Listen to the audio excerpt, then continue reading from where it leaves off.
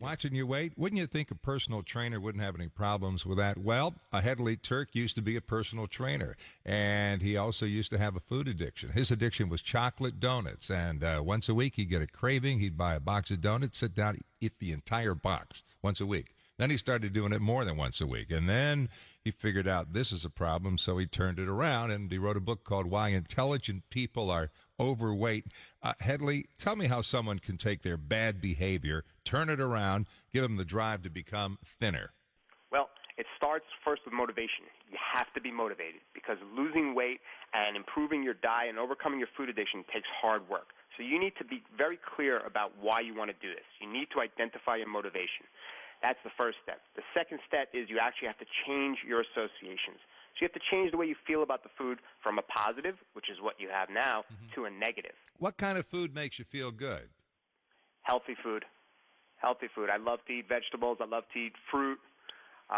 Once in a while, I will have a piece of chocolate, but it's once in a while. I believe in balance. I don't believe any one extreme or the other is good. Well, heck, actually, dark chocolate in moderation is good for you.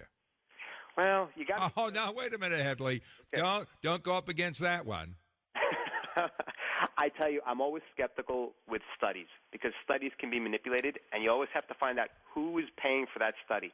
Usually when you hear the results of a study that sound too good to be true, it's because the company that's paying for the study has a financial interest in its outcome. Okay. What kind of feedback have you got from people like Oprah? She read your book because she's a pretty smart lady, but she's just bopping along. Yeah, she's a perfect example of someone who is intelligent and who has some of the best resources in the world available to her, yet she still struggles in the area of her weight. And a lot of people are like this. There are a lot of intelligent people who are overweight.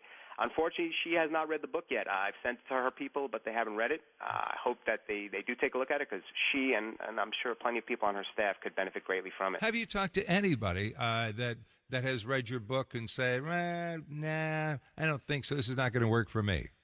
You know, that hasn't happened yet. I mean, not that it can never happen. I don't think it will happen. I mean, you nailed it because you're getting great feedback, aren't you? I love to get the letters when somebody says, Hedley, thank you very much. This has really changed my life. This has really helped me.